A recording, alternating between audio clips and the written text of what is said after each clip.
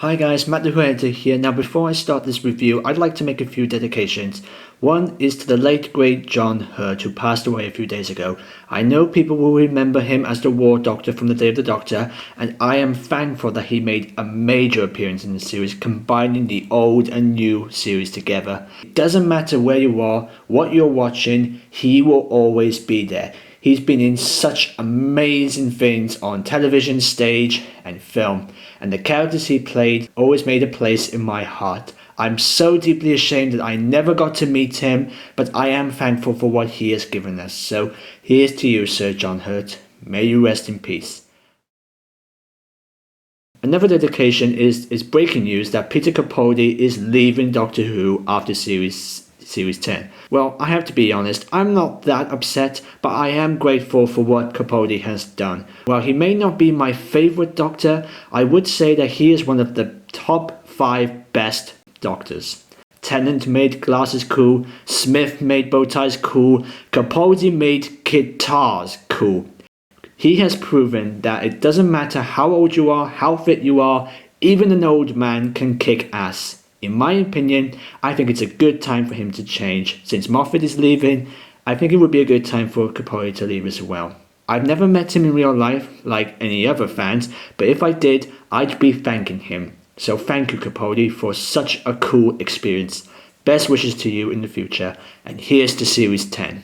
Now that's done, let's get started. Hello and welcome to another edition to my class reviews. Now, since class started, I thought Tonight We Might Die was the only good episode of the series so far.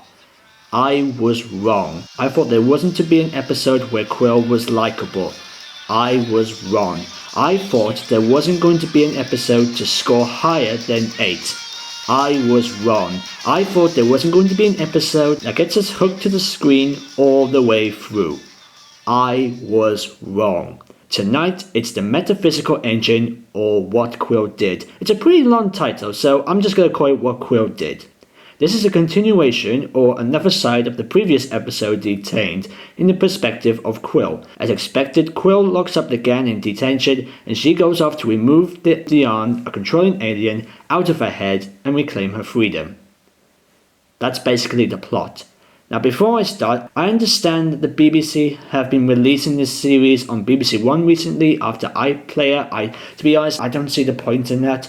But for those who haven't seen the episode, who may be watching it on television rather than iPlayer, there may be some spoilers in this episode and the next one. Now let's start. The episode starts from where we last saw Quill, which was logging again in the classroom and meeting up with Ames in the school hall, which I have to say, there's this small line of dialogue where they both question what they're wearing. Quill is in her cool jacket and Ames is dressed like a proper explorer. I don't know why, but just go with it. Ames tells Quill that if she goes, she will either continue dead or live in her freedom. They are also joined by a shape changer named Balin, a prisoner of UNIT which Ames has released from prison. There's this obviously forced in Doctor Who reference to one of the monsters, where Ames says, well, that's what happens if you were a Saigon. See what we did there? Okay, guys, we know it's a Doctor Who universe. You don't have to keep forcing in reference just to remind us. And much like understood fierce characters, he's all, stay out of my way, acting like Wolverine, and Quill was like, you stay out of my way. Guess what's gonna happen?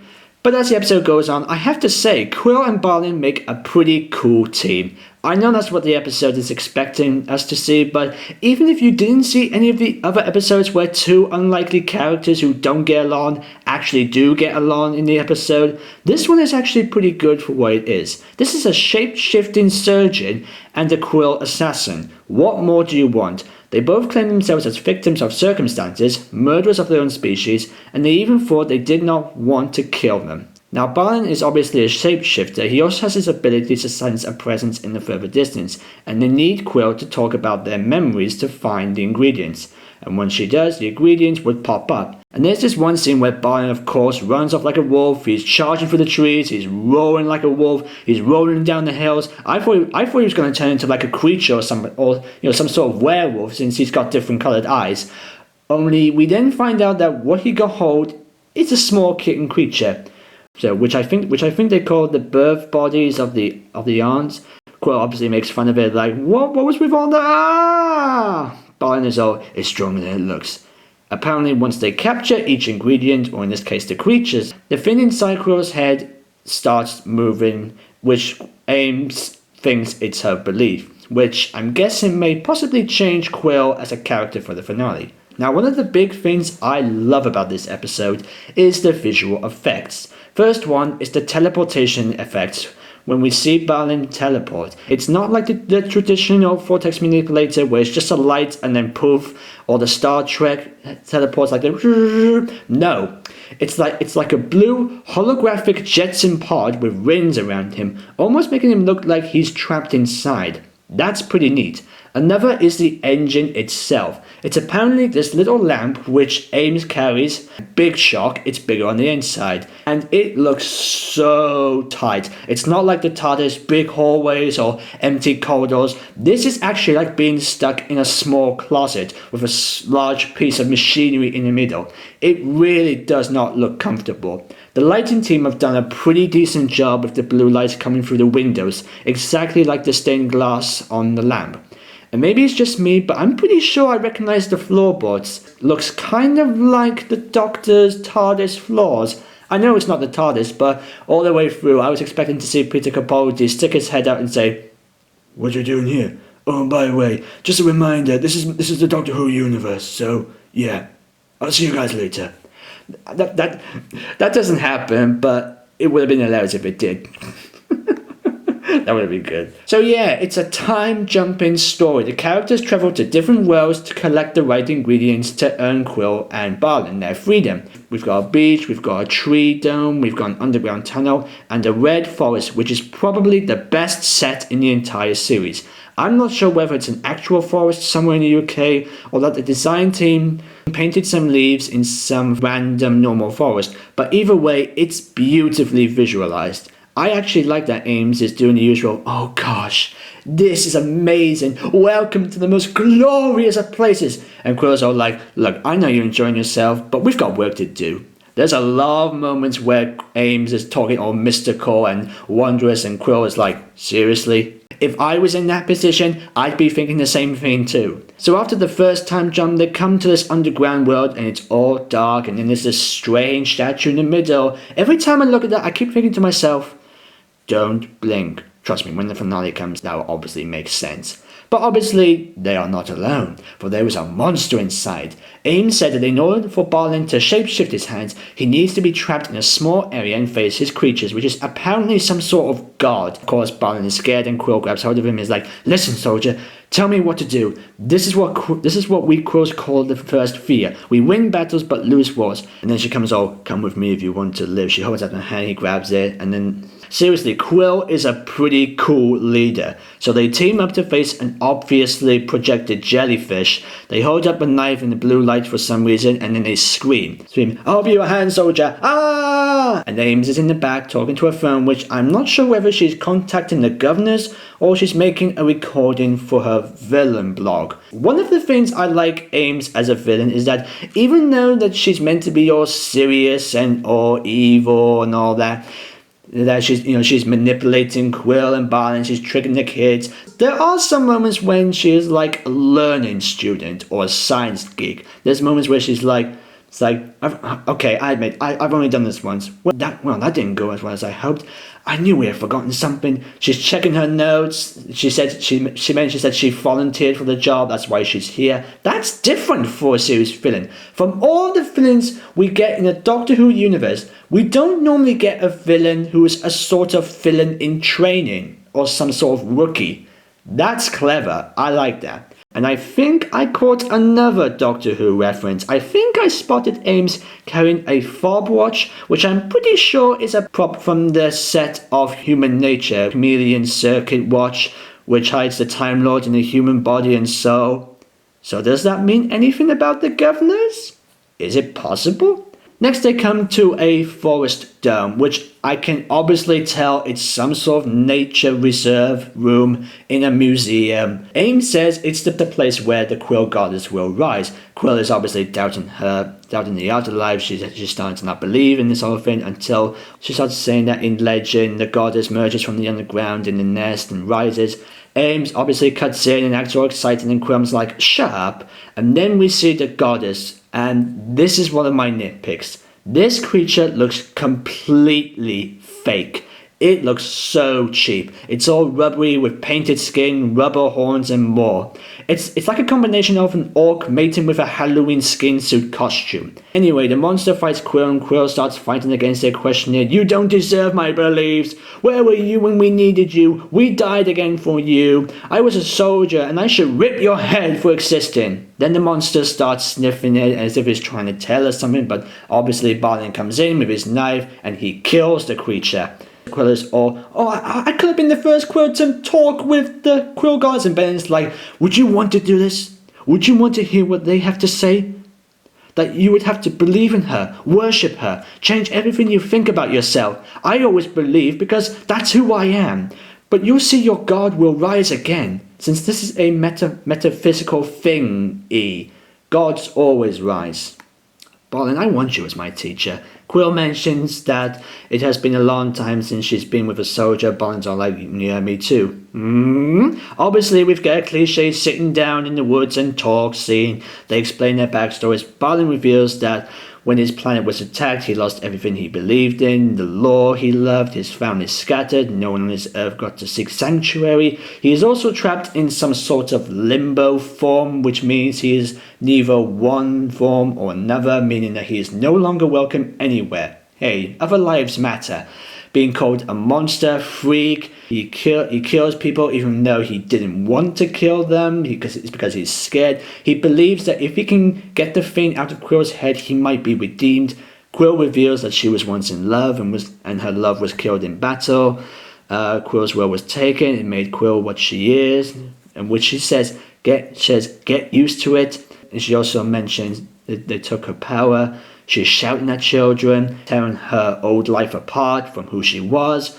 Man, you can really feel sorry for both of these characters.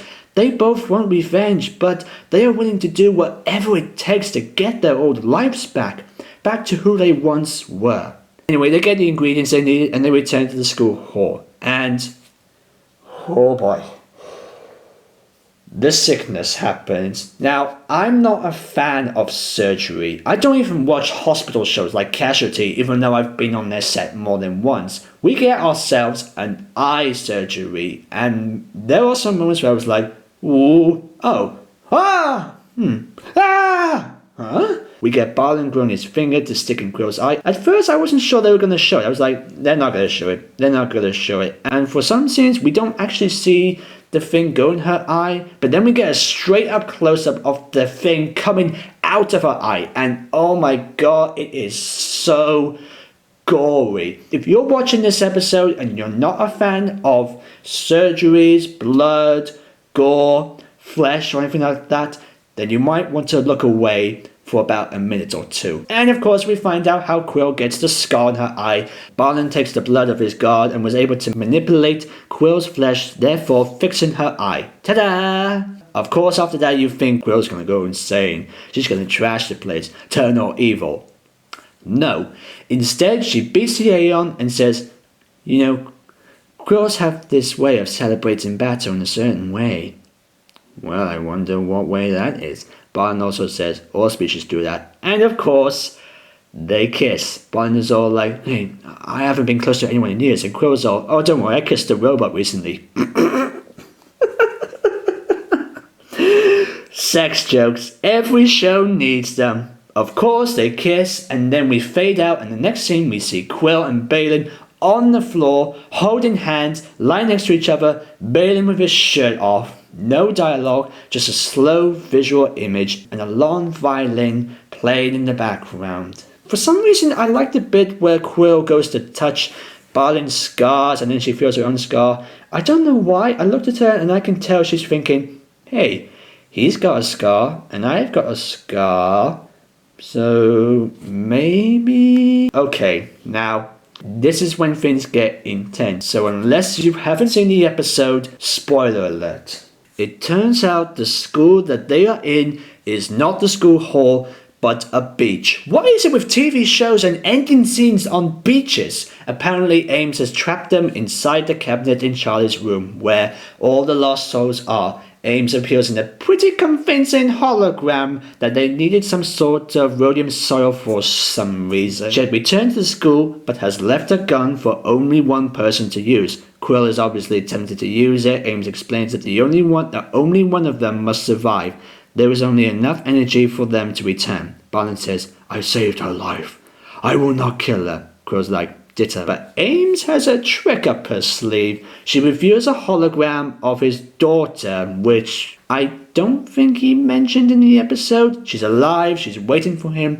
Barnum does not want to believe it, so they both try to escape on their own together, but Ames obviously pisses them off by talking all melodramatic. She becomes more like Quill in Bravish Heart in this episode, saying that Quill can become war itself if she does this. So obviously we get this pretty cool edited scene where we have a scene with Quill and Barton asking each other what they would do, what they should do, and at the same time we get shots of them fighting. It's a really well done scene. I've been watching it thinking, oh my god, how is this going to end? What's going to happen? Who's going to win? Even though I knew it was going to be Quill, I was still fixed to the screen. I still wanted to see what was going to happen. Barton holds up the gun. Quill says, you think she's going to set you free? And then, oh man, we get these very emotional couple of scenes. Barton says, look away. Quill says, I will not. Forgive me. I will. And then, bang! The gun backfires. Literally, it fires from the back of the gun. It hits Barton in the head. He falls down in slow motion. Quill catches him. He is dead. I was like, oh my god, what happened? Was the gun meant to fire that way? Or did Ames set it up to fire at him? Either way, it was so sad. Actually, watching it again, it's kind of a reference to the pre-credits scene in the first episode where we see one of the students with a gun and it shoots from the back. I'm not sure whether the gun is supposed to fire that way or I don't know, science mumbo jumbo. Now I have to admit, from the moment it got to the beach, it was entirely predictable from there. I knew Ames was going to betray them. I knew Barton was going to die. I knew Quill was going to escape. But I wasn't bored. At the same time, my eyes were glued to the screen and I did not look away. I wanted to see how they were going to get out of this. Was Quill going to kill Barton or was Barton going to kill himself to save Quill? I really wanted to know. I really, really, really wanted to know. And here's the answer for another question. How did Quill get such long hair? Since the cabinet is bigger on the inside, time also passes much quicker inside. So once Quill leaves the cabinet and wakes up, she has actually aged a lot since then. We get Quill burying Barton on the beach. You can tell she was in love with him in the end. She starts to walk off with all the souls flying down to her. She's all like, oh, now you come? Now you come? Quill gets all angry. You happy now? She grabs hold of one of them and then all of a sudden she screams. I was like, whoa, what the hell just happened? And next minute, she has the longer hair and has aged a bit. She looks at the souls saying, you just take and take. Is that all you do? Well, since you were released in 2016, I guess so. She says, I fought you and I will fight you again. Because you know what? I am free. There's only one of you still living. I will suffer no more. Seriously, there's a lot of references in here. But hey, Quill, John Hurt did it much better. She climbs out of the cabinet and it's absolutely clever how they've done it. I'm not sure whether it was behind a wall or it was done in green screen, but it was overall impressive. Now here's something we've learnt about Quill in this episode. In the beginning she says she is war itself when she is free from the thing controlling her, but we can obviously see that she's fully changed her ways and has become a little bit more calmer. That's another thing I like about this episode. The writers keep us thinking that once Quill is free, she's going to become a psychopath. But thankfully, that doesn't happen. Or maybe it will in the finale, I don't know. But what we can tell from her facial expressions and speech dialogue, she is a fully changed, developed character. She says she's going to become war itself, but I'm pretty sure by the time the finale comes, she's going to make up with Charlie and protect him. Especially when she says, there is still one of you left. I know it sounded like there's only one of you left and I will take him down. But I can tell she's going to protect him. So the episode ends as we expected. Quill returns to the school where we last saw the gang, except it takes place outside the classroom. We hear them screaming from last time. Quill slowly walks in, she sees the asteroid and shoots it down. And then we get what we saw in the last episode, the same clips, the same dialogue, the same shots, except for one change of shot. And that's when she says, things are going to change. And it's a different shot of her. It's a close-up of her scarred eye. But what we also get is Quill dropping to the floor. The camera pans across. Charlie and Marty are like, oh my god, how is that possible? It can't be. The camera pans across, and all of a sudden we see that Quill is pregnant. What? Oh boy, this is gonna be good. So what does this mean? Did Quill and Balin make out? Is this a Quill baby? Or is it a hybrid? What does this mean for Quill? What does this mean for Charlie and the others? What does this mean for the finale? So yeah, this episode is pretty predictable at some places, but at least I wasn't bored with it. I guess it proves that if you only have one of the main characters of the show, set them up in their own mission, make it worth watching, it actually becomes an emotional and enjoyable experience. I'll tell you what, when I first saw this episode, I literally said to myself, this is heaven sent of class. But the main difference is, to me, I actually enjoyed it all the way through. And this episode made me love Quill even more. Sure, I may have mentioned how much I loved Catherine Kelly's performances in every episode, but this one really kicks the bucket. This is the Chuck Norris of Quill moments. So whilst the story does have predictable moments, some parts of the production look cheap, but I really enjoyed watching it. The visuals were outstanding, the characters were likable, and Quill and Balin made a really good team. So therefore, I'm giving this episode 9 out of 10, maybe 10, maybe a 10 out of 10. I don't know. We'll just go with it. 10 out of 10. So yeah, this is the best episode of the series so far. Some people may agree or not agree, but that's the point of reviews and discussions. We all have our own opinion. Be sure to leave a comment below, like and share this video, and if you've seen the episode, what did you think about it? If you'd like to see more of my videos, don't forget to subscribe. Thank you guys for watching, and I'll see you next time. Let's ride.